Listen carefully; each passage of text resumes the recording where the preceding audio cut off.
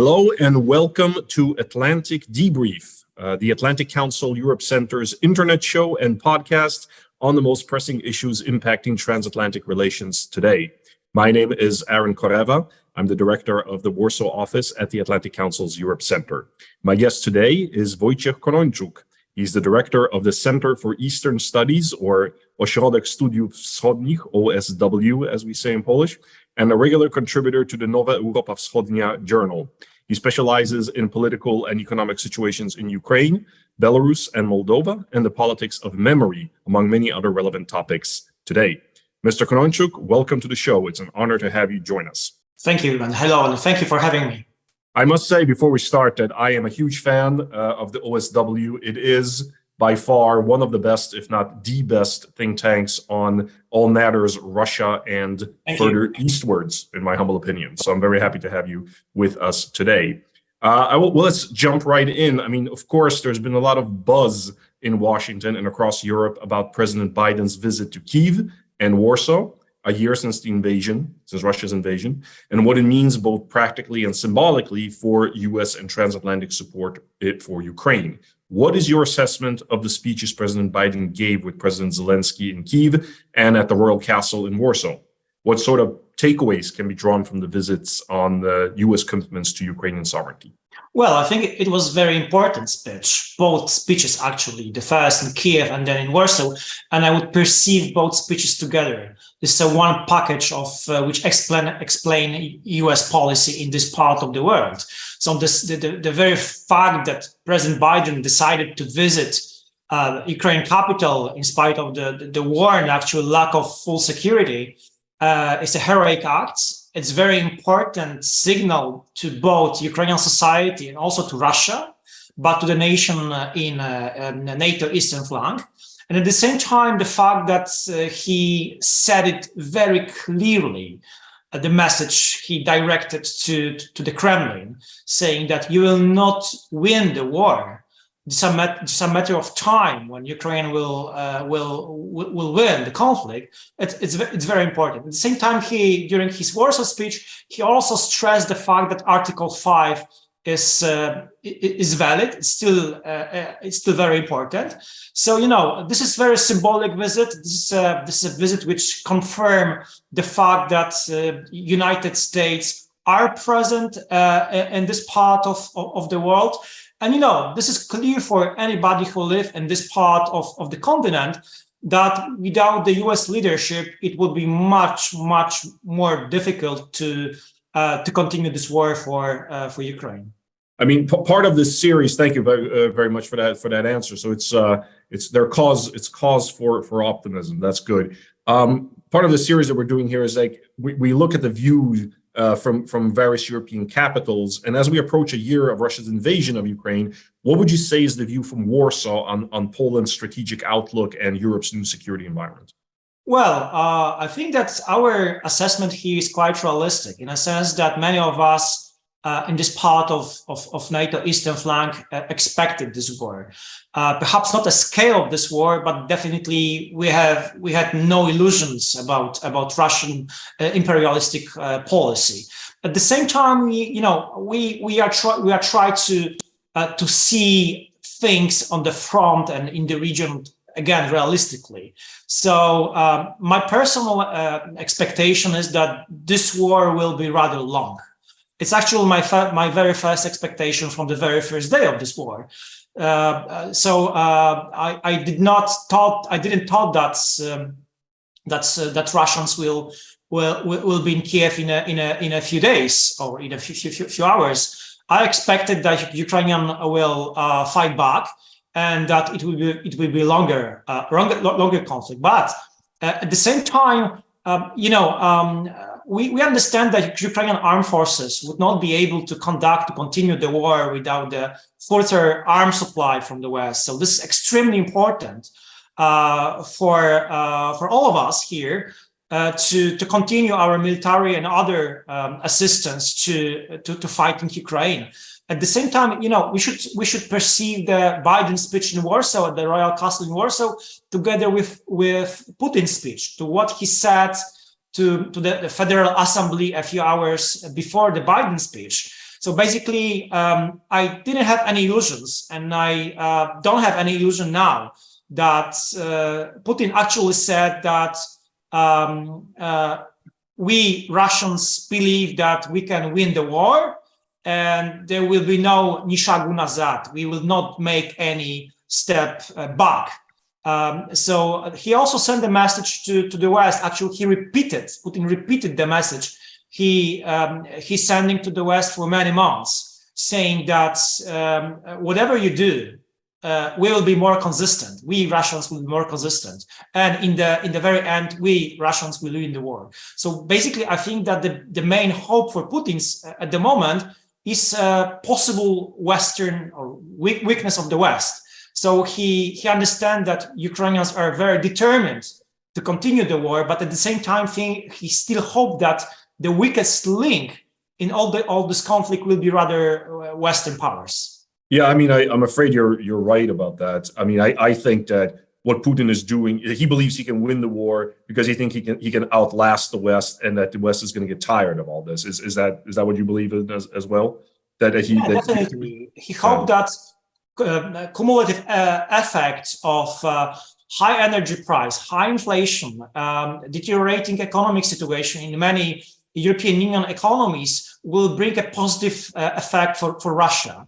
And, I would also make an argument in regards to the Biden's trip to Kiev, that it was also a message sent to the American people. Biden, by his own example, showed to the Americans that we are brave nations, guys. We have a long tradition of fighting for good things. This is a very classical battle between white and black, evil and good. So also he understands. I mean, the President Biden understands how difficult is also situation inside the American society, also because of the crisis, economic crisis. So it's very important also for the White House, to have at least the current level of American people support for the conflict. Putin, he calculates. I think he understands how difficult situation he is at the moment. So he's trying to have this poker face, but I think he deeply understands that he made a huge mistake. But at the same time, he understands that there is at the moment at least, there is no way out for him from this conflict. There is no face-saving moment at this time for him. So what we should expect in the next couple of weeks, perhaps months to come, is a continuation of this fight. And at the same time, Russia, with all this of Russian non-military instruments, will try to deteriorate situation in the West, in the Western societies, to diminish the level of support for Ukraine, because this is the only chance for Russia to win the war. Absolutely. I mean, I don't necessarily blame Putin for believing that he can outlast the West, because unfortunately we've been sending him the wrong signals before this war many times. I believe the Western countries unfortunately have. I mean, Poland has been right about this all along, but some Western countries have sometimes signaled to Russia that they really don't have this kind of stamina. We have to prove them wrong. As President Biden meets with the leaders of the Bucharest Nine, would you agree with the assessment that there's a geopolitical power shift in Europe, so we're sort of trending towards NATO and the EU's eastern flank, going back to what I said before, that Poland and these other countries were right about Russia all along, and many of the Westerns were wrong about it? I think it's a shift in making. So it's a process, and it will be a rather long process. Obviously, NATO Eastern Flank leadership from the very beginning of this war is a very positive factor, especially when you compare it with the reaction from both Berlin and Paris in the very first phase of this war, which was rather disappointing. So, any discussion about the European security autonomy at this moment are just fantasy. And, also the Biden's trip and the American military and other support to Ukraine and American military presence on NATO's eastern flank it's also a fact that there is no European security without the non-European power, which is the US. So, this is clear for nations in this part of Europe.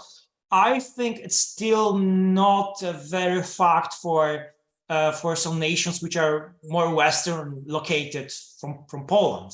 So, we appreciate in this part of the continent the American role, and we understand how difficult it would be without the American engagement in this war. Situation would be much worse. But at the same time, the reaction from more Western oriented NATO members in last couple of months is more positive. So we see that nations in this part of the European Union were able to mobilize to some extent, especially Germans, to make more. Germany is an economic superpower, but at the same time, we understood that their reaction in first months of this war were not enough. So if we want Ukraine to win the war, it should be a combined cumulated effect of efforts from us here and also from Germany, France, and other nations, obviously. So in terms of providing leadership, I mean, President Duda of Poland recently announced at the Munich Security Conference his intentions to lead a coalition in Europe that would stand up ammunition production projects for Ukraine. And Poland has often talked about leading coalitions. So what role has Poland played in leading this response to Russia's war? And how influential would you say that Poland is being able to persuade these other allies to commit to greater security aid and assurances for Ukraine? Basically, has Poland been successful in persuading countries like Germany and France to sort of align more with the Polish view on this, or not? Well, I think that the Polish role is crucial here. Because we are the largest country on NATO system flank, we have the biggest economy, and also our reaction from the very first hours of this war were very helpful to the Ukrainians. We sent the first trucks of ammunition and weapons to Ukraine on the very first day of the war. Our contribution to the Ukrainian armed forces is one of the biggest, the highest among the allies. We are just behind the US and on the similar level like the UK and also Germany. So there's around 300 Polish tanks from the spring fighting in the ranks of Ukrainian armed forces. We are an important contribution of humanitarian assistance to Ukraine. We are a host country for 1.5 million of Ukrainian refugees. We also created conditions for Ukrainian refugees here. So basically, anytime I explain to some foreigners what actually Ukrainian refugees can do in Poland, I say that basically they have the same rights as the Polish citizens, with one exception: they can't vote in Polish elections. They have a free access to health service, education, labor market without permission, and so on.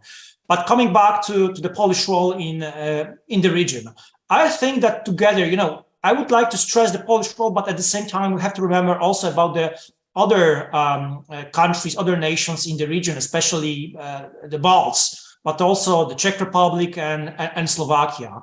It was very positive from the very first moment of the war. The combined response from the whole region, with obvious exception to Hungary, which is rather very, to say it diplomatically and mildly, very disappointing from the February 24th to until today.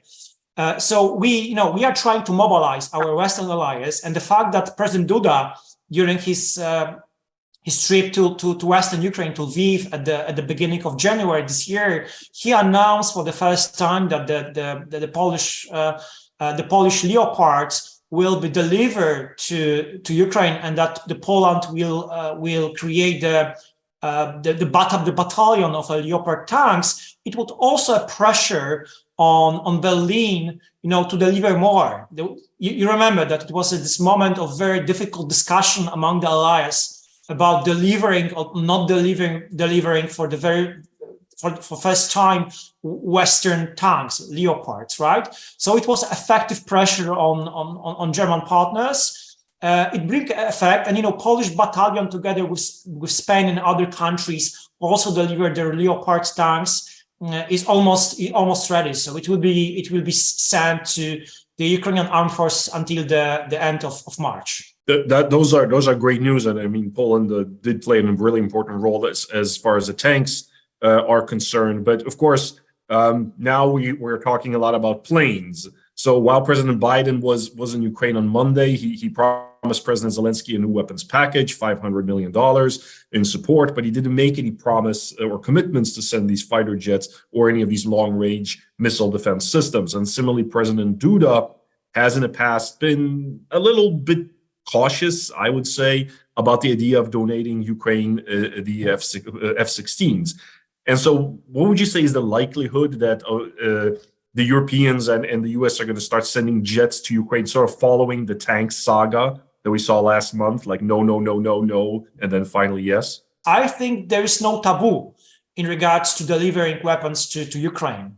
The taboo were HIMARS a few months ago. Then taboo were Western tanks, yes. Now taboo are jets. I think that taking into account the fact that Ukrainian armed forces would not continue the war without the Western military supplies. I think personally that it's just a matter of time when also Western jets will be delivered to Ukraine. I hope you're right, and I think you are right, by the way. And on that note, Director Konończuk, thank you so much for this engaging and interesting conversation, for joining us today. We very much appreciate it. Thank you very much for having me. And thank you for watching, and join us next time on Atlantic Debrief. Thank you very much, and goodbye.